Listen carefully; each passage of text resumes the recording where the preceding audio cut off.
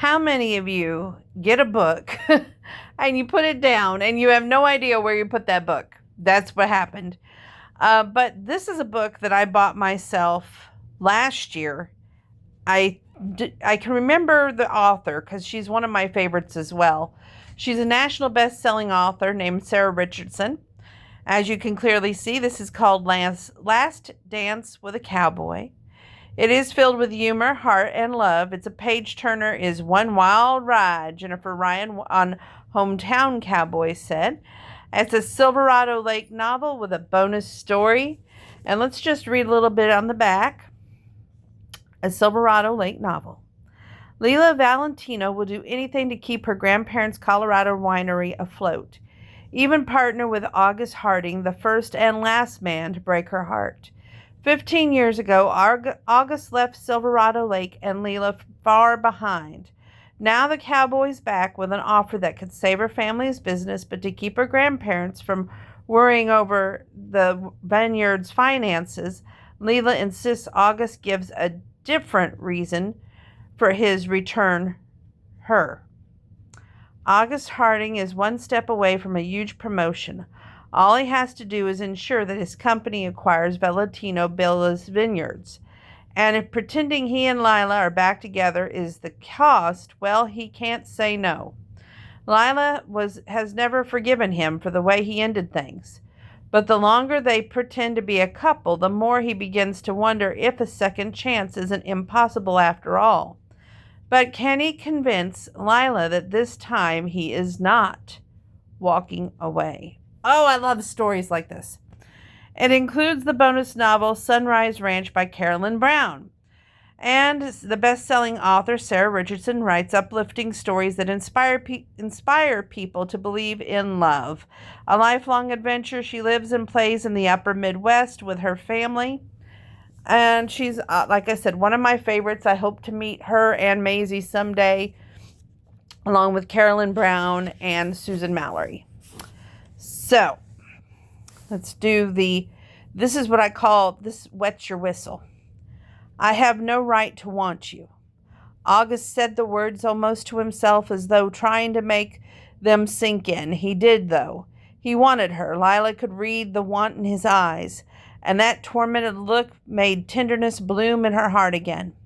Lila had no idea when she ended up so close to him, but as she clenched a fistful of his shirt in her hand, she didn't know if she wanted to push August away or pull him closer. Her heart was flying away from her now, bringing her outside of herself. Only one man had ever made it beat like this, frantically and out of control. I have no right to want you. August spoke those words with more force this time, but that tone only made her blood rush faster. She could no longer make a sound decision, so she pulled on his shirt, bringing him close, standing on her tiptoes and touching her lips to his. Oof. Are you hooked yet? I am. So let's skip all the praise because she deserves it, but we're going to skip it. And we're going to start our last dance with a cowboy. Also by Sara Richardson. Those are her other novels, which I have read most of those Rocky Mountain Rider series. Oh, gosh, they're good. Okay, when was this one copyrighted? 2021. Excuse me, I'm a little tired. To Erin and Lori, the best research assistants ever. Acknowledgements. Writing this book required a lot of hands-on research, and I wanted to especially thank the vineyards and wineries of Palisade, Colorado for their wonderful hospitality. A special thanks go to Laura and Brandon at Massive Park Vineyards. I so appreciate them taking the time to show me around and answer all my questions. I love my entire experience at the beautiful vineyard, especially meeting their mascot, Daryl. Their staff at Restoration Vineyards also proved to be incredibly helpful in providing information and answering questions in my quest to learn about growing grapes in Colorado. I learned so much during my visit to their tasting patio. I highly recommend a visit to both these vineyards if you ever find yourself in Colorado. Once again, I Wanted to thank my fabulous team behind the scenes, Amy Pierpont, Sam Brody, Susie Townsend, and Danny Seglebaum. You all rock stars, and I appreciate you. A big thanks to Aaron Romero and Lori Bowen for joining me on this critical research trip. I can't wait to do it again soon. This was a tough year for everyone, and I want to thank my family for their patience, grace, and love as I balance deadlines with life. Will, AJ, Caleb, thank you for always being there, no matter what. Chapter 1.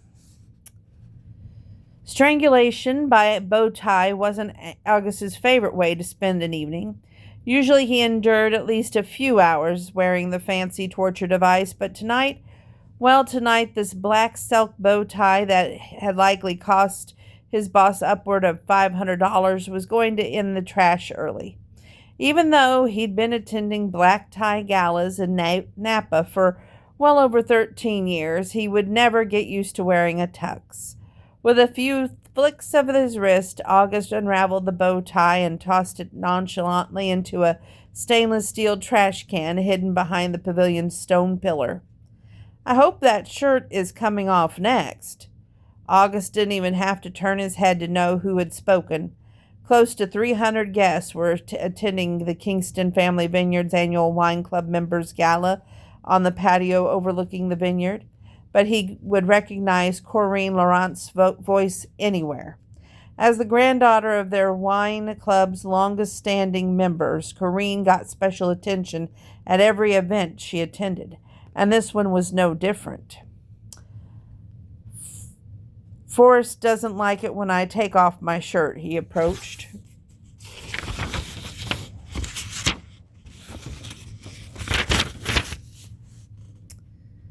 Corinne and her friend Nadia, if he hadn't mistaken, giving both of their sparkling gowns exact right amount of attention before grinning.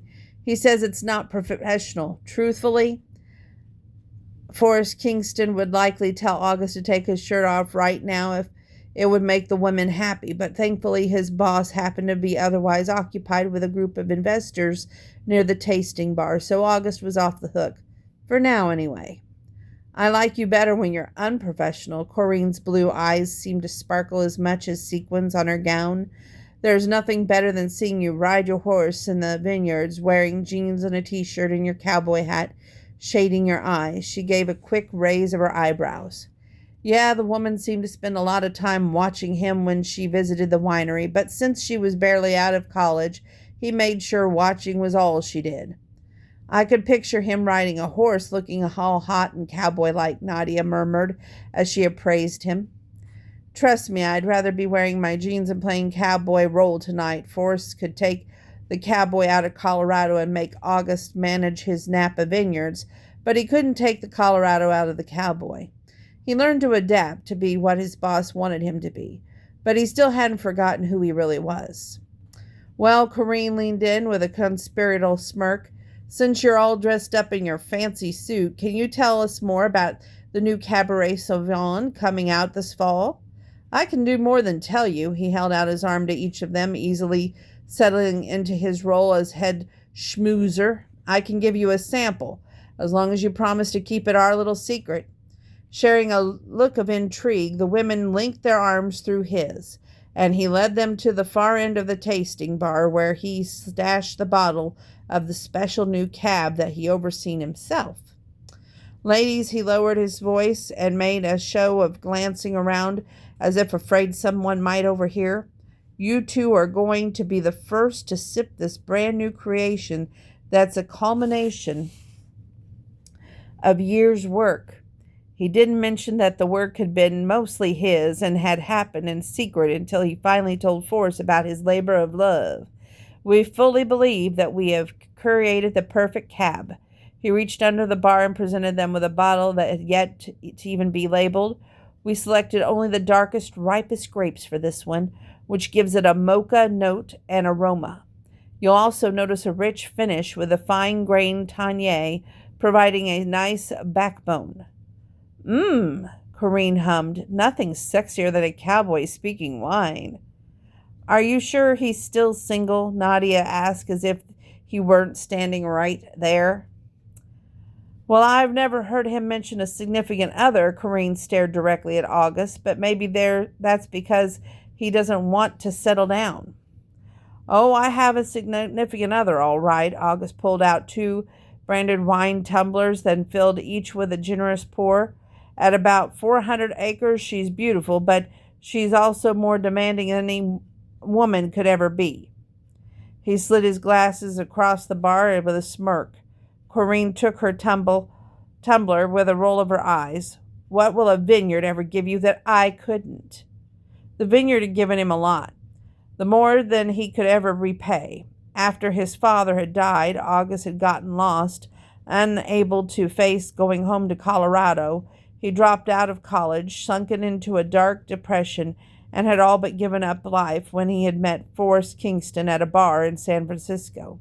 He wasn't sure if the man had hired him out of pity because he was a cheap labor prospect, but the reason didn't matter. This vineyard had healed him. He'd done just about every job in the operation, working his way up to general manager, but spending time in the vineyard was still his favorite thing to do. That was where he found himself at hard work of tending the vines, babying them along, harvesting the fruits of his labor. August owed Kingston Family Vineyards his life. But he didn't talk about those kinds of things, especially not with his clients. So he grinned again. The vineyards gives me all the wine I can drink. He found another glass and poured himself a taste before holding it up to toast, to sharing a glass with the best wine in the valley, to the two tempting, all bet off-limits ladies. Corrine glared at him, but smiled and clinked her glass against his. A votre santé. Santé, Nadia chimed in. Swirling the wine in his glass, August inhaled the robust scent. Even the smell was enough to intoxicate him. He sipped the burgundy liquid slowly, savoring it, letting the nuances of the wine come together on his palate. My God, Corrine closed her eyes and took another delicate sip. This cab is downright sensual. Not as sensual as watching him drink it. Nadia sent him a dazzling grin. You really don't date, huh? I don't need to date. There were women, of course, none of them from the wine club members list, however, and none any with any staying power. Every woman he saw, every woman he talked to or slept with, he compared to the one who had mattered. I have the life I want. True, he had fallen into a gig in Napa. It wasn't what he pictured back when he thought that he would marry Lila, but that dream had shattered. His life now suited him just fine.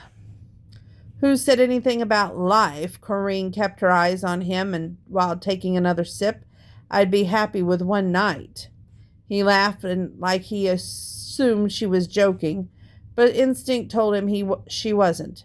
I assure you, one night with me wouldn't be enough. After years of entertaining the wealthy and elite, he played the part of a Casanova all too easily. That might be his biggest problem. He became an actor. Corrine leaned over the bar. I'd be happy to test that theory. Darling, there you are. Corrine's grandmother rushed to the bar. Vivian Laurent was nearing 80 years old, but one would never know it with her style blonde hair and nearly flawless skin. You absolutely must come and meet Mr. and Mrs. Deckers. I was telling them all about your trip to France. They would love to hear your details. Corrine pouted as grandmother dragged both her and her friend away. August simply waved a cheerful goodbye. Phew! He poured himself another splash of the cab, saved by the granny. After stashing the bottle back under the bar, he took his glass and wandered to the edge of the stone terrace. The vantage point offered the best view of the vineyards that were nestled into the valley's rolling hills. The sun hovered just over the western horizon, setting the lush green vines ablaze with a surreal glow. Every once in a while, this place offered him glimpses of home. There were no mountains here, but back when he used to hike around his family's Colorado ranch, he had a spot a lot like this one. A spot where he would climb up to get a view of the Valentino Bellows vineyards. the much smaller family-run operation back in Silverado Lake, Colorado. After he started dating Leela Valentino, they would hike up there together to watch the sunset while they drank a bottle of wine she'd snuck out of the grandparents' cellar. It's a little early to be losing articles of clothing. Forrest joined him at the stacked stone wall that could double as another bar area. His boss's gaze centered on the collar of August's shirt where the missing bow tie should be. I guess I should be glad the rest of your clothes are still on. My shirt wouldn't be if Corinne had her way. August sipped the wine, still staring over the top of the landscape. He learned to play the whatever part Forrest wanted him to, but he always felt more like himself when he had hit his hand